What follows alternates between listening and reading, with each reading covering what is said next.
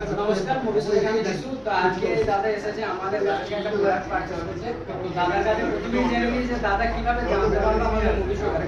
দাদা আপনি কিভাবে জানতে পারলো? আমার বন্ধুর মাধ্যমে দাদা এই মোবাইলটা তো বন্ধুর মাধ্যমে দাদা জানতে পেরেছে।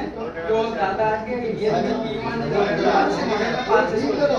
দাদাকে প্রথমেই জিজ্ঞেস করি যে দাদা ফোনটার বয়সটা কত। এটা হচ্ছে যে কন্ডিশন, ঠিক আছে?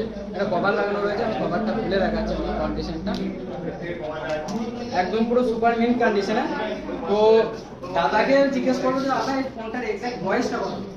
বয়সটা হলো একদিনের ফোন দাদা পারচেজ করেছে। আর দাদার কাছ থেকে জেনে নিই দাদা এই ফোনটা আপনার কাছ থেকে আজকে মুভিশো কত টাকায় দিয়ে দিয়েছে?